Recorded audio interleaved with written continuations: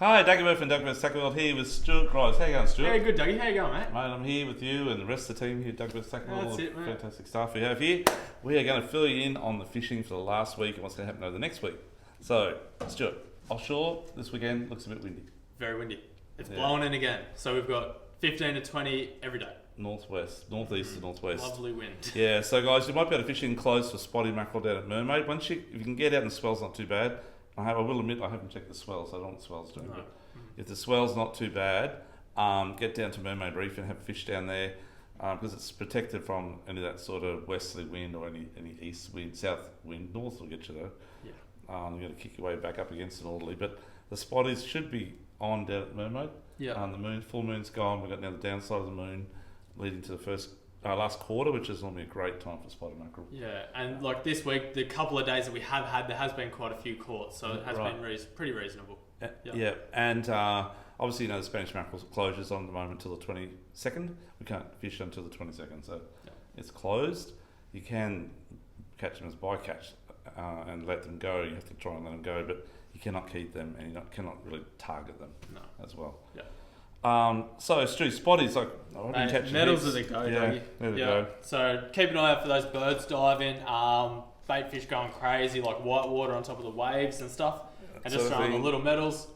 That's the way to go. Yeah, like those little fellas. Anything with a bit of shine to it. That's right. So 25 to say 45, 50 grams. Yeah. And you want to throw it out over the school preferably, or into the middle of it. Let it sink a bit. Steady to fast wind back, a couple of pauses, and you should be on. And if you want to have a real good test, maybe go down to about 18 grams. They're a bit finicky because the little baits everywhere at the moment. It's very small. But you've got to cast those on sort of a very thin 15-pound braid. You may have a bit of trouble getting one in, but be good fun. Yeah, just your flat egg gear, so it's fine. If not, about 20-pound with 30-pound leaders, more than ample. That's right, So guys, there was a lot of guys that got out last, say, week or so and did a bit of deep dropping out wide. So we've just got a heap of deep dropping gear in, all the electrics. We've got heaps of different electrics, both Daiwa and Shimano's, and we've also got heaps of rigs that we make up, which guys use, and they're very, very popular in all types. We've got 3 different weights, light, medium, heavy. The pearl perch are now starting as well. So I don't know if you get this weekend, to be honest with you, but you will get out there once that weather drops off later next week, which is really good as the week goes on. So we can help you out on anything you need to know about deep dropping, from 100 metres to 600, whatever. Stewie, while we're talking about offshore, I just did a trip up the reef with the Wilson boys, had a fat time. Yeah, you just walked in about 5 minutes ago. I did, had a bit of a turn and my lips were about to fall off. But anyhow, Stuart, I have to say, like I've always been a bit of a supporter of the Venom lures, but after when I used them up there for trout, GTs and red throat salmon on the reef flats, oh my gosh, they are really good. So this was one of my standout ones, which I really liked a lot, for the GTs and doggies and all that sort of stuff in the reef corners. And the pressure points. And these fellows here, especially the Iron Man colour and that colour there, and then different colours, they all work. I tried every colour, they all worked. But for trout and red throat and any of the other species as well, still catching GTs on those as well. But they're a sinking stick bait, the last lot I showed you. And there's the V swims, and the V sticks, the one that sort of just goes under the surface. That's the big green one. They are just incredible, guys. So that's the size that really smacked the trout and the sweet lip red throats. I think that one is a 150 mil. So 150, even down a bit smaller, is good as well. But if you know anything about the reef fishing, if you've got any trips coming up, heading up to the reef, come in and I will fill you in on everything. Jigs is also a massive amount of fish caught on jigs. Trout is blew me away. So if you're going up north, come and see us. Okay, but anyhow, let's keep going on. So Spanish crab, Stuart, we've got pots coming in again later next week. Hopefully we have run out, but we've got stock coming. We've got a call today, so they'll be in mid to late next week. There's a lot of Spanish crabs around. They're big Spanish crabs at the moment as well. And we can tell you about that when you come and get your pots as well. Stuart, snapper? Snapper, there's still been heaps of snapper getting caught. I'd probably be trying around the 24s, out a little bit further, 36s, but as Dougie said, the weather this weekend, if you can sneak out and get to the 18s, just float line like you would in winter, and there's still been a lot of good quality fish getting caught. Sad part is you'll get a few bite-offs with the old mackerel around too. Yeah, that's right, But there's been some good snapper around the 18s as well, so definitely worth a shot. Very good. Yeah. So that's probably it for offshore at the moment due to the weather, so we won't go right into it anymore. We will now venture in up to the jumping pin area, Stu, eating prawns up around that. There's been a few prawns, Logan. hit and miss. Hit and miss? Early season still, but the size is definitely improving. So once a prawn comes out of up the river, they grow very quick. They grow like 8 to 10 mil a week. So they grow very quickly. You do get different schools coming through as well. But last weekend there was quite a few caught around the Logan. So up the Logan a little bit. There's a few caught out the mouth, which is pretty standard this time of year. But up around, say, Mark's Rocks and up around the pump station's been definitely a lot better. Yeah, they really So grow quicker than Stu's fishing stories and the size of his fish. Brilliant.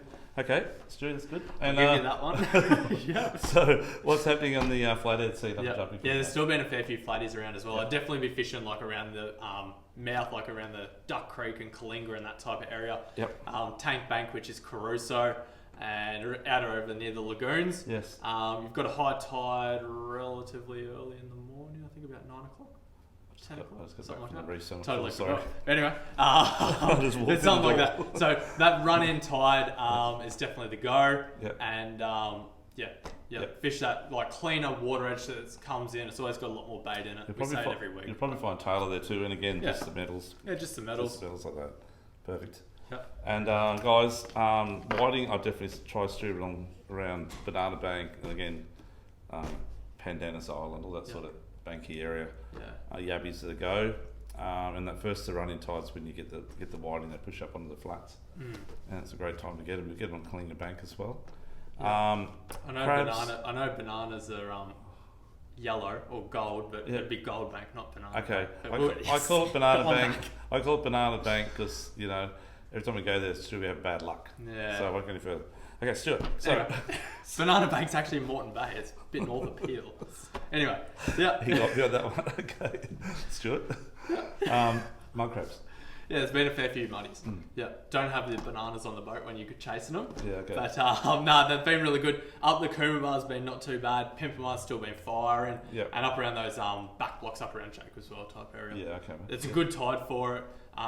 You got big tides, so coming off that moon. Yep. So get your pots right up in those skinny creeks, and Good to go. Yep. Okay, Aldershots for flatties, any around? Aldershots. I haven't heard of heaps around the Aldershots. Yep. The wreck's actually been fishing not too bad. Has it? Yeah, Okay. so lots of Trevally? Trevally, a few tarpon, stuff like that. Yep. Flatties on vibes actually around that wreck, so in the main channel. But yeah. Yep. It's been fishing pretty good. Lots of bait around that area too. Yeah, which is sort of halfway between Cooma River and North and South Arm. Yeah. Okay, to the big red. Near that red marker, yeah. Yep. Okay, so Mangrove Jacks around Sovereign Islands, Stuart? Yep. Sovereign's been fishing pretty good. Lots of tidal run around there, so it definitely gets them on the chew. Yep. And Dougie, the little jesters, mate, for a diver, pretty hard to beat. You can troll those along the front of people's jetties or around bridges, along rock walls, retaining walls. Very good. And as the tide pushes up, I would definitely switch to surface lures and cast them right up against the edge of the retaining wall. Or first thing in the morning, as soon as that light cracks, get those up against the edge of the wall and catch yourself a big jack. Yep. That's the MMD splash prawn, the medium-sized one. Yep. Stewie, I was just thinking around sort of Crab Island and around the banks where the North Wall of Seaway ends, Portuguese area. Yep. We've got those new ProTech. The big. They've got to get the right name on these guys here. They call them a bender. The Bender. But they look very similar to other ones. I can tell you. That's the Benders. We carry a whole range of colours in these. We obviously carry the original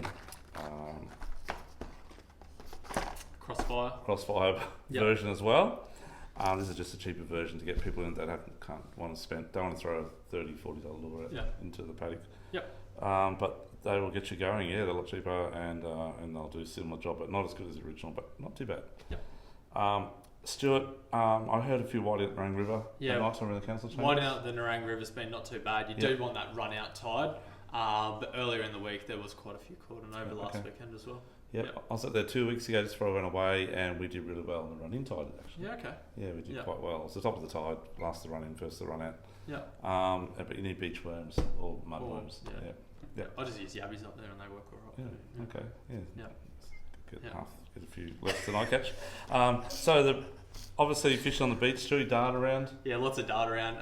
Some good whiting in those shallow gutters. Lots of flatties around, sea bream. It's been not too bad. Okay. Yeah, but this weekend, it's a bit of westerly in it, so it might be alright. Yeah, it might be right. Yeah. Actually, that's what I was thinking of the beach. Yeah. And the Seaway Wall, mate? Anything of the Seaway Wall? Seaway Wall, yeah, still Taylor and dart and stuff around there. Okay. No one's caught any mackerel off there last week or two? No. Trevally? Yeah, Trevally. Okay. Yeah. And Dewey's in the Seaway? Dewey's in the Seaway, definitely on that north wall hole. There's been still a fair few jacks around there as well, so definitely live baiting or bigger soft plastics around that 5 to 7 inch size. Good. Yeah. Okay. And probably jacks in the canals as well. Yeah, definitely. And, so give that a crack. So that should keep you guys going. Down south further, I haven't heard much down at Tweed Way up in Mini, but I'm guessing Tweed River's probably not too bad firing as well. Yeah.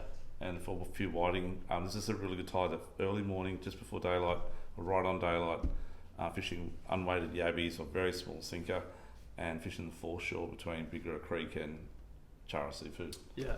I'd hit that definitely, or maybe over the spit on the inside from where that new toilet block is, over the wall ends, and all the way down to the point heading down towards the SC Rescue. Yep. On the Broadwater side of that point. Yeah. Give that a go. Up the dam, Stuart. What's happening At the dam, mate. There's been a fair few bass caught. Yep. Like obviously it's been a bit windier and stuff like that. So look, fair few guys have been fishing up there. Yep. Dougie, we just got these ones in, Yeah, and they've actually been working pretty good. So this is the new Tilson Bass version, but they used to be made of balsa. Now they're injection molded. Yeah. They are they swim a lot better than they used to. They still swim good, but they swim better. Yeah. I had to say that they both have good lures. But at the end of the day, I'll be trolling that around. That's how I do it. I troll 2 or 3 lures around, troll them fairway back. I troll very slowly. I work the rod. First lure is probably 45 metres back, 60 metres, 70 metres. The longer it is, the better. Yeah. And when I find with a fish, I get them down really deep. So that little fellow which normally dies at 3 metres or so, will probably get down to around about 5 metres at that length out on the boat on light braid. Yep. And then once I get a few fish, and then I go back and I'll be using those type of Rahala type ice jigs. Yep. And then you just drop them vertically down and just work it back up through the school of fish on the sounder. And they work very, very well on bass. They work a treat. That's right. So guys, you got bass fish at the dam, plenty of whiting around, a few flatties starting on try those vendors on the shallow banks. Yeah. And definitely jacks around everywhere as well. Yeah. And mud crabs. Crabbing. Yep. So enjoy it. Don't forget to follow us on our YouTube page and our Instagram page. Stewie's actually off now for 2 weeks of barra fishing. Where are you going, Stuart? Man, we're going to Proserpine. So west of Airlie Beach, Peter Faust Dam, week up there, and then I might go up to Townsville and have a look around there as well. So. Okay, what are you trying to get, mate? Your first over a metre? No, I've caught these, mate. Oh, yeah, come on, so Dougie, mate. Yeah, I'm trying to rub it in, stories, mate. Come on. You talk about that when I'm not here, mate. But when I'm here, I'm going to pull you up on it. But no, we've caught quite a few last year. We do the trip every year, so it's a good trip. Yeah. Yeah, and it's raining up there, so typical. It's going to be windy. Right. It's going to be raining. Oh. But I'll cop it on the chin. I'll take the challenge. So when Stu gets back, if you're heading up barra fishing, he can tell you about that. I can tell you about reef fishing, and what you need. We can help you out. Yeah. Okay, great. Thank you. It's Doug Bird and Stewie and the team here at Doug Bird Stacker World, number 8, Centreview Drive, Bigger Waters, just behind Harbour Town. See you soon. Thanks. You. Bye.